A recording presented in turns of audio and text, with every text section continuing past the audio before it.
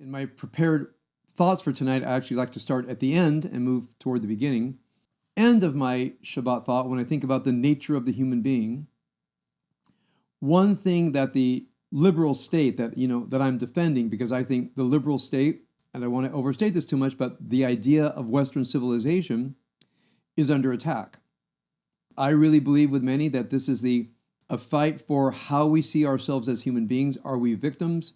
Do we take out our rage? Do we create what I think to be somewhat imaginary enemies, and therefore license unspeakable acts of atrocity out of a narrative that's more or less been invented, meaning no attention to rationality, no decks to facts.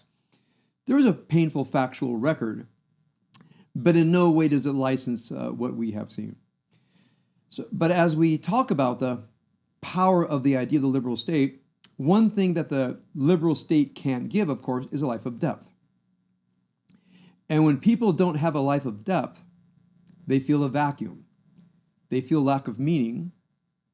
And the human being inherently wants to fill life with meaning. Now, unfortunately, people, in my opinion, from everything that I've seen, they're oftentimes not very sophisticated about building a life of meaning. Some people follow programs that I don't agree with, but at least they're not harmful. And other people fill their lives with ideas, as we have seen, that not only beggar the imagination, but are actually harmful. So one thing that I recommend to all of us is, as much as possible, cultivate lives of depth that include appreciation of love, justice, truth, beauty, ultimately with a strong ethical foundation. So when someone comes up with preposterous ideas that include the license to murder innocents, you know thoughtfully and instinctively that it's wrong. So to this Torah portion, yes, Rabbi Manning and I disagree. The Hebrew word ish simply means person. And I'll differ a little bit with Rabbi Sachs here. I don't believe this was Jacob looking to understand himself. I think this was Esau in a profound act of compassion, a profound act of empathy, understanding what another person needed. I've given this talk before, but I think from the depth of our own experience to ask ourselves, whose blessing do you need? We oftentimes go through life with something in ourselves missing. Now, it may be the blessing from your mother, your father, someone else in your life that you just never received. They weren't up to it. They didn't understand you. And we walk around with an emptiness. Now, I've seen this so many times in counseling when people try to get to the root of their pain, and the pain they cause other people is they didn't receive something from somebody else. This is not always, but it's very frequent. And a person comes to consciousness when they realize that there's an emptiness for one reason or another. That emptiness turns into resentment. It can turn to being reactivity. And they take out the vacuum in them on somebody else. As people say in 12-step programs, people have a God-sized hole in their heart. I think the original quote was, a God-sized vacuum in their heart. And some people fill it by medicating, different kinds of drugs and alcohol, sometimes anger, sometimes depression. So many things that I don't think are fully attributable to the lack of meaning in life. But I think Viktor Frankl, for example, thought so. When Viktor Frankl said, the human search for meaning, he really was onto something after the Holocaust. Why did so many people so readily turn to something evil? Because at least, and this is horrendous to imagine, but this is much of a consensus of post-Second World War thought, fascism, Nazism, communism filled a vacuum in people's hearts. As I spoke last week, the allure of mass movements, it gave meaning. Murder became transcendent. Imperialism, conquering other people, spoke to people's need for valor, the need to devote themselves to a cause beyond themselves. Now, we all need that, but as Eric Hoffer wrote in The True Believer, The Allure of Mass Movements, I think that a core part of the allure of mass movements is human emptiness. Part of human emptiness is we just don't feel that we're enough. We're lacking something. Something inside of us is missing.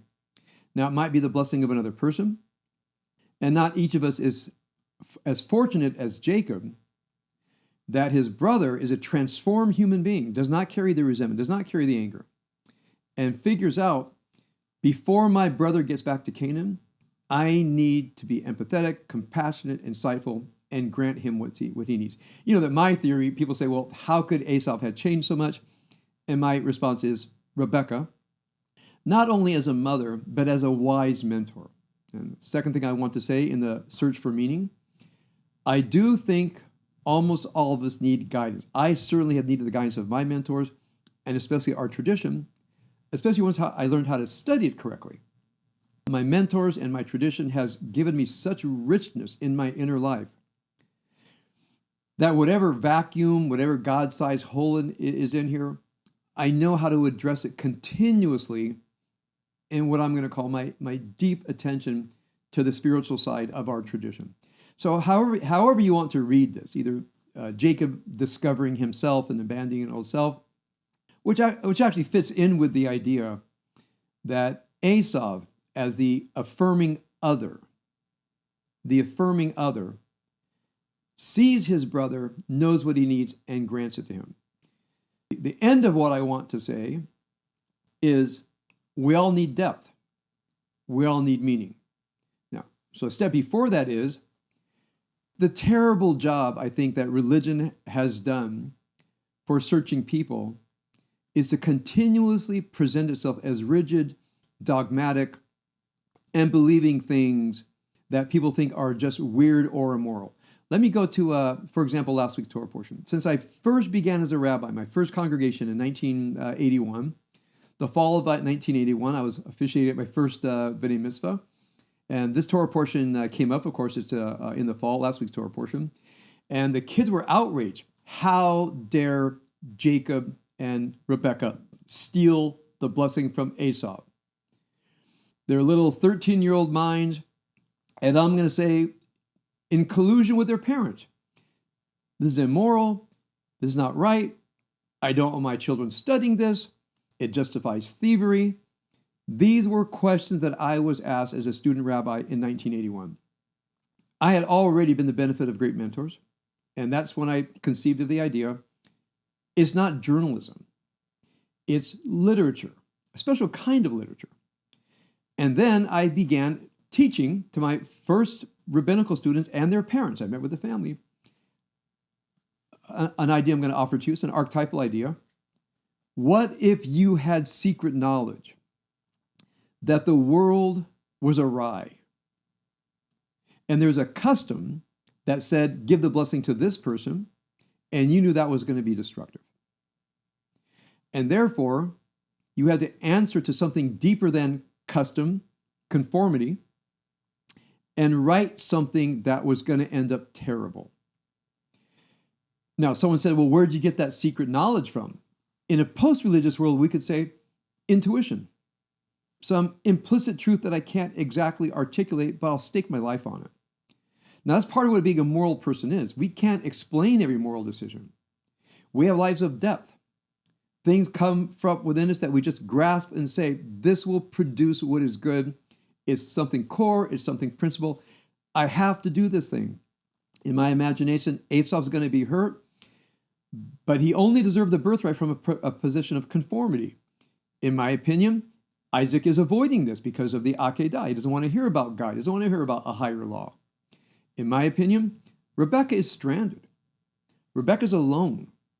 The only ally she has appeared in that vision that she got that said, there's something awry here, and you need a particularly kind of courageous person to understand what needs to be done and to do it and bear the consequences. Now, so when I remember talking about this to the family, and I don't have much military strategy to offer. I mean, what we see here is actually pretty basic military strategy. I can tell you that the idea that you stake your life on what needs to be done, that was definitely part of my, I think maybe my personality, but much more my military. I know we have military veterans here. every single one of us at some point or another say, I'm standing for something beyond me. And for me, the principles of the modern liberal order, a government, a people organized by a regime of rights, I believe in it so deeply, it's really a kind of a religious fervor and passion. How much I believe in human rights. How much I believe that government is created to protect our rights, and that I would be willing, if called upon, to put my life on the line for that idea. So I remember when I read about Rebecca, remember I started college when I was 22 after military service, and I became a rabbinic intern after an undergraduate degree, having become reasonably fluent in Hebrew. So I was pretty much ahead of the game, learned in Jungian psychology, all of this by the time I began rabbinical school. So I knew how to read the Bible archetypally. And here's something sad that I can report to you. The idea of reading the Bible archetypally, that these archetypes are happening inside of us. Rebecca didn't happen then. Rebecca is happening all the time. Esau didn't happen then. Esau is happening all the time. Jacob is happening all the time. That yearning for blessing and the ability to blessing other people, that's archetypal. It's not what happened then, it's what's happening now. Now, this Jungian idea that archetypes are alive and operate within us, and when we study the Bible, of the many reasons I study the narratives of the Bible, one of them is for transformation produced by the insights given from the archetypal study of the Bible, because it's soul speaking to soul. Whoever wrote this, whoever put it together, the divine or some anointed person of the divine, some prophet, it really doesn't matter to me, is so extraordinary, it's so poignant, it speaks with such archetypal depth that every time I study these stories, I shudder. I truly shudder at how deeply they speak to me. So one of the problems I think that we're facing, as I spoke last week about the allure of mass movements, the allure of the pseudo-religion called Marxism, because people don't have anything instead. Now, many people don't care. You know, as I'm paraphrasing somebody, they want to work through the week, picnic on Saturday, church on Sunday, start all over again, and their greatest meaning comes from their close family and friends. And people said to me, hey, Rabbi, that's enough. I don't need religion. I don't need insight. I don't need depth. That's my life. I love my life. I say, okay. You all remember my response to that. Once you officiate about your 30th funeral, you realize it's actually not enough. That many people, when they suffer devastating loss, life goes awry. That life, that pretty good life, doesn't have enough depth to hold them when things go terribly wrong. I believe that a life of depth gives us the sustenance, gives us a reference point, gives us a spiritual and moral compass to deal with whatever life gives us, because we have an identity deeper than what I'm going to call our day-to-day lives. So, on my way back to the beginning of my talk, I do believe that we have to have an almost religious fervor for the idea of rights that we don't communicate. Last week I said it has to be table talk. I said this in my class on Tuesday night. It has to be table talk. We have to share with other people that we morally reason from principles. We don't say we don't know. We actually try to express what we know. Which takes to the question, when we come to the question of religion, is that when I ask what's missing, and I will say good religion, people say, well, how do I know the difference between a mass movement, a neo-Marxian pseudo-theory of pseudo-salvation, and what I call real religion? How do we know the difference? Someone said, don't religions begin as mass movements? Don't religions have false ideas and so forth? Of course. So I don't deny that at all. So now the question is, and I want to share this with you, what's the criterion for bad religion? What's the criterion for bad religion? I don't think people could articulate a criterion for bad religion, but I want to give you one little indication. And again, this could be, what I'm going to say now is the topic of books and should be the topic of more books. I'm going to give you one tiny little aperture. You know that it says in the Bible, an eye for an eye, a tooth for a tooth, a burning for a burning, or a bruise for a bruise. You've heard of that. And people say this is barbaric. And we oftentimes say it was an improvement because before this, an aristocrat's eye was worse than a commoner's eye. So if a commoner put out the eye of a noble person, the commoner could be put to death. If the noble person put out the eye of the peasant, there's almost no obligation whatsoever. So all of a sudden this law comes up and says, you know what? Every eye is worth an eye. Every life is worth a life. Every bruise is worth a bruise. It doesn't matter your status. It doesn't matter your social class. It doesn't matter aristocrat, royalty. In the eyes of God and therefore the law, it doesn't matter. There's something called fundamental human equality before the law. Now, people don't see that because they see it as barbaric. But you know who both sees it to be true and barbaric is the Talmud. Because the Talmud comes along and says something a little bit outrageous and says, it actually doesn't mean eye for an eye. What it means is, if you hurt somebody, you don't hurt them back, you get compensation. Now, the Bible doesn't say that. So when I would talk to my Orthodox rabbi friends, they say, oh, it doesn't mean eye for an eye. I say, yeah, but that's what it says. Well, it doesn't mean it. I said, how do you know what it means? And they don't want to admit that there's a natural law principle operating in the mind of the rabbis that they don't like to talk about, where they intuited, they morally understood the idea of literal punishment of bruise for bruise at some levels not moral. They couldn't explain it, but they knew it. So what did they say? It's not what the Torah means. What they actually meant was, and again, you cannot say this to an Orthodox Jew, they knew there's a higher law than the Torah. All right, you hold that for a moment. Whenever the rabbis say that law doesn't mean that, and it says something that's more morally acceptable, what they're actually saying is, without saying it, I'm judging the Torah by a moral law. Another word for the moral law is the natural law. And the reason they say natural law, because they don't want to call it God's law, because that, by the Enlightenment period, that would just a non-starter. But you might say a law rooted in our moral human nature. I want to say this again. The Bible saying an eye for an eye is correcting a clear moral outrage based on a theoretical inequality of human beings. The Bible comes along and says, in the eyes of God and the law, we're equal. An eye for an eye, not a noble person's eye versus a peasant's eye. The rabbis come along and say, that's actually still not acceptable. I think the natural law is operating. By the way, I'm not alone. When I began to study how the moral law functions in the minds of the rabbis, I found books on it that agree with me, and books by typically Orthodox rabbis who are profoundly against the idea that there's a law higher than the Torah. I would say it's operating in the Torah. It's operating in the mind of the rabbis when they critique the Torah. Now, when does this become actually overt? When is there an overt critique of religion? The overt critique of religion, of course, is part of what the Enlightenment is. The Enlightenment says, we're not taking something to be true or moral because it's in the Bible. We have to assess everything by some higher level of what is truthful, what is reasonable, and what is ethical. This is the Enlightenment. And boy, how that rebellion against the authority of religion, how it roiled the Western world.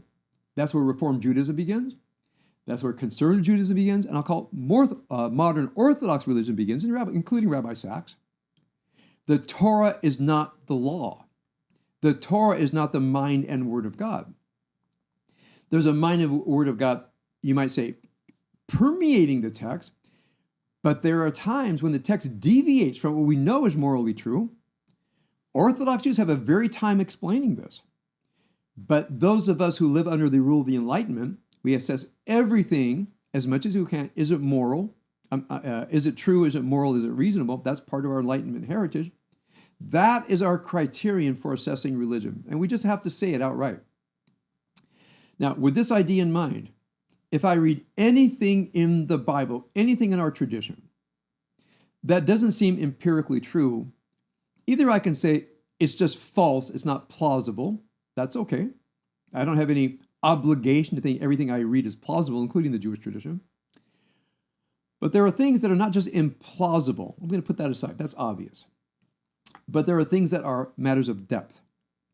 So many people, when they read something, let's say the Garden of Eden story, it's not plausible, I reject it, it's silly. You can read the text that way. You're not going to benefit much from it.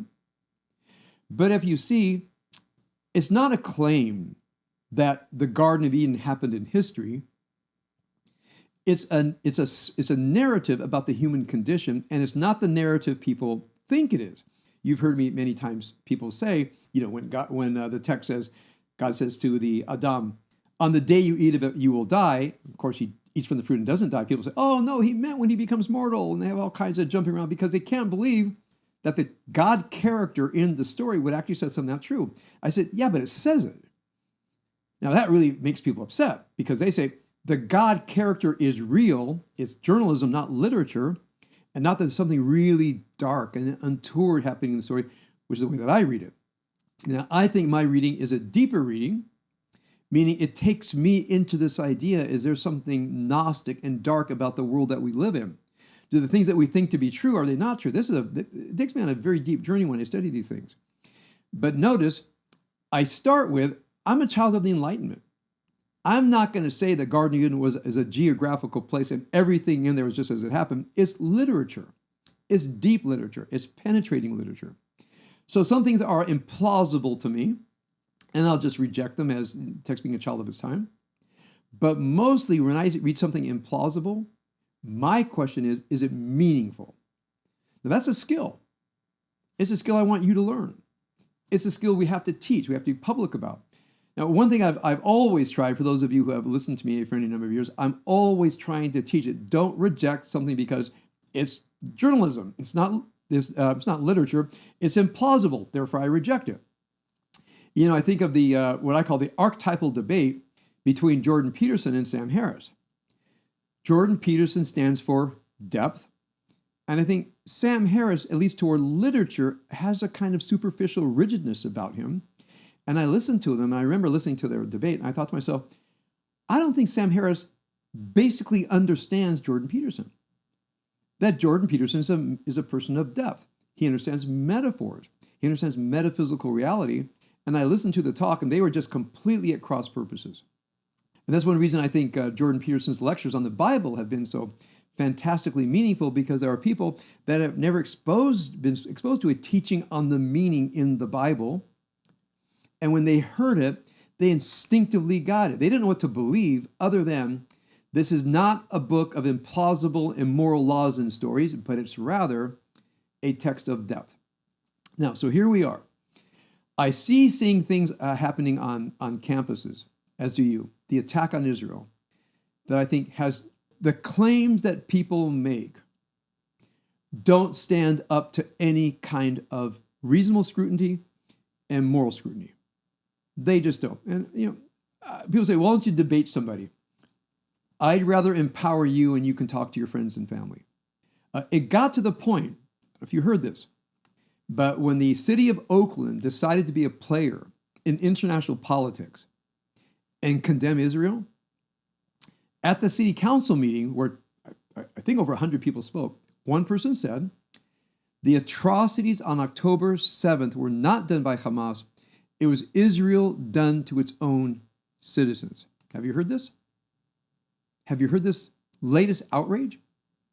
It's something that's going around. It's a Zionist plot to fool the world. Just as the Holocaust never happened, October 7th never happened. Now, that's kind of a flat earther society, except that it's morally outrageous. And then we look at our campuses. Maybe they don't believe something that extreme, but when people say things that cannot be held up to the light of any kind of rational scrutiny or moral principles, we say to ourselves, what has happened? And this is the theme that I've been working on. We have to stand for these moral principles. And what happens, unfortunately, is the pushback is, well, isn't your religion filled with superstitions? Isn't your religion filled with bad information? Isn't your religion implausible? That's a great question that we have to respond to. I happen to believe, I don't know for sure, there might be a one-to-one correspondence between peoples whose spiritual lives are empty and the willingness to accept the allure of mass movements and neo-Marxian pseudo-religion. I really believe that if people actually were people of belief, whatever the belief is, but for me, I love the depth of the Bible. If I saw somebody saying the world is divided into oppressors and oppression, and that's it. It doesn't matter what you think you are. If you're this race, if you're this social condition, you are evil. I mean, Marxian is basically a normative outlook. It's just morally atrocious. So your value as a human being, not like Martin Luther King said, it's not the content of your character. It really is the color of your skin. Now try to imagine, Martin Luther King says, I have a dream that everybody will be judged by the color of their skin, by where they stand in the structure of society, and nobody will be judged by the content of their character. We have a normative vision, and if you're on the wrong side of this vision, you deserve to die. It's not what Martin Luther King said. Now, he has the status of a prophet in our country. But what did he stand for? He stood for the moral vision rooted in what I'm going to call the natural law of the regime of human rights. He was also a religious person.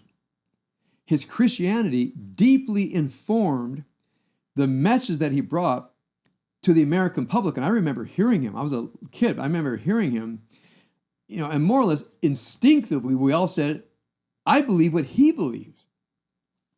And then we ask ourselves, look at Martin Luther King. He's an unheard voice. The message today is, your content of character means nothing. Are you a Zionist? Are you a Jew? Are you on the wrong side of the ruling elite oppressed story? It's one reason why, to the outrage of many Jews, where we stood at the forefront of the fight for civil rights for African Americans, or blacks, I guess the correct word today, we thought, might there not be some residue of good feeling toward Jews that desire to protect? And to the degree that I'm tuned into the argument, blacks are saying, we're outraged that you think we owe you anything. We feel kinship with Palestinians. So the kinship of the oppressed is more important than anything true or moral. Now, I don't know if I don't think that is most black people. I think it's their intellectual elite who are committed critical theory neo-Marxians. So now I'll summarize in order. The fight that we have on our hands at one level is our insistent, clear, articulated fight for what I'm going to call the moral foundations of liberalism, because it's true, and as a religious person, I'll say it's godly. Human beings are endowed with rights, and governments are formed to protect those rights. And any regime in place that does not protect rights is actually not, it has power, but it does not have authority in a moral sense. No government formed that does not protect people's rights has power, but no moral authority. And the Rise of Our Declaration said, such a government needs to be overthrown and replaced by a government whose most foundational job is to protect people's rights. Now, let's go look at the Middle East. Let's say you really believe this, and you say to yourself, well, maybe the Palestinians do deserve a state. Maybe there's a question here. My question is, and I haven't had a chance to ask this to somebody, but I might get it on Tuesday night in my Israel class. I have actually a few people in the class that are not advocating for Israel. I've received emails from them that have said, I'm not advocating for Israel. Can I talk? Can I ask you questions? I said, sure. So my question is, let's say Palestine is free from the river to the sea and all the Jews have been murdered. It's not going to happen easily because we're not going to cede our existence that quickly. However many times you say, somebody says, Palestine free, Israelis actually disagree with the idea of genocide against Jews pretty strongly. So anybody who says that, they're advocating war, a bitter, long, bloody war that I actually don't think in the end Israel will lose, but there's going to be a lot of people dead. That's what Palestine free from the river to the sea it actually means, is a terrible war, countless numbers of people are going to be killed, and Israel's not going to lose. It's going to be very bad for the world. They don't think about that. But let's say in some bizarre twist of the imagination, the citizens of Israel were transported Star Trek style somewhere else. Now it's empty. Hamas invades. What's there? When people say, Jews, okay, Juden raus, Jews gone, Hamas in, what regime will it be? You don't have any more Jews to hate.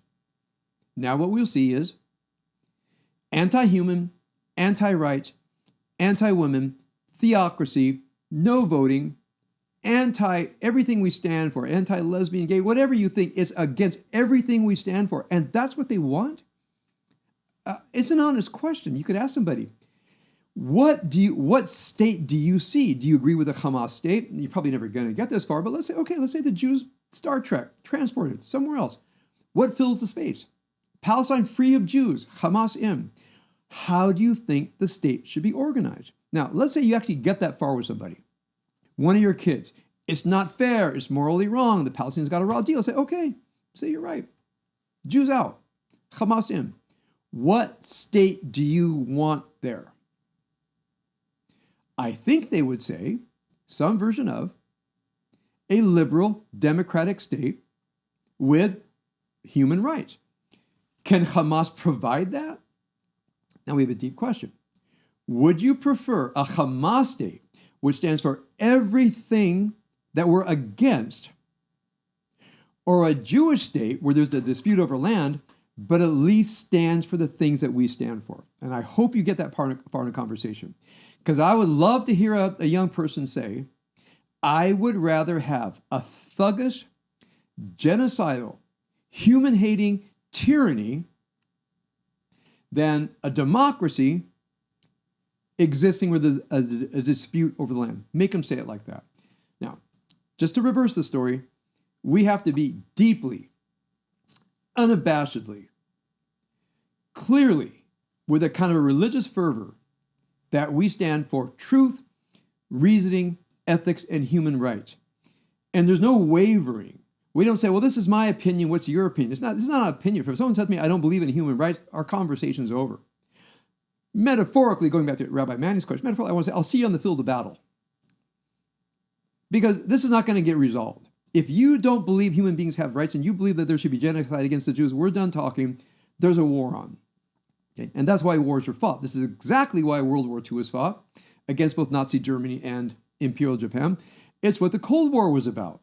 Okay? It was about something called democracy. Now, I'm not going to try to make a claim of the purity of America, but there was a basic difference between a world ruled by the Soviet Union and a world ruled by the United States. If you had to pick one or the other, I think I know what you would choose. We have to be clear about that. Our children have to know that we're clear about that. Our grandchildren, our nieces, nephews, anybody we talk to, you have to make a case. There is right and there is wrong, and democracy and human rights is better than a thuggish theocracy where there's no commitment to human rights. Choose one or the other, basically. If they say a thuggish tyranny that abuses human rights, you know who you're talking to. You're talking to someone without a moral center, from my opinion. Now, once we're unabashed about that, my next question is, as a rabbi and a religious person, how do we address the issue of depth? And if we don't, there's always going to be a lure for mass movements of genocide and trampling human rights, as we saw with Nazism and communism. And there's always going to be a lure for pseudo-destructive ideologies like modern critical theory and Marxism. See, we have something ahead of us. So I'm talking to a small group of people. I'm going to advocate for all of you.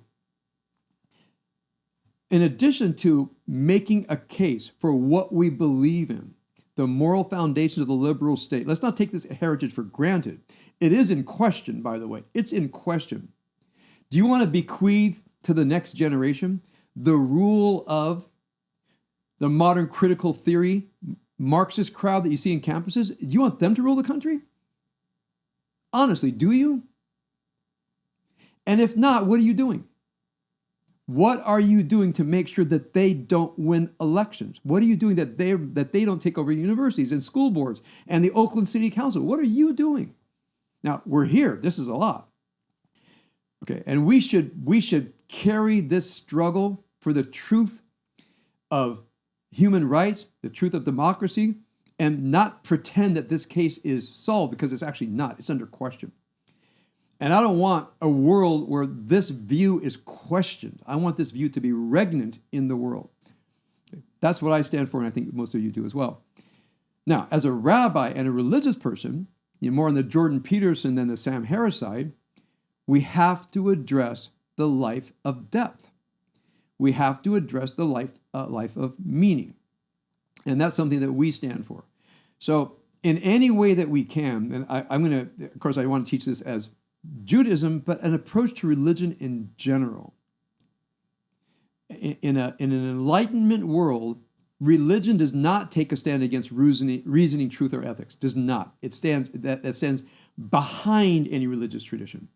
But the interior of the religious tradition has to be the search for meaning.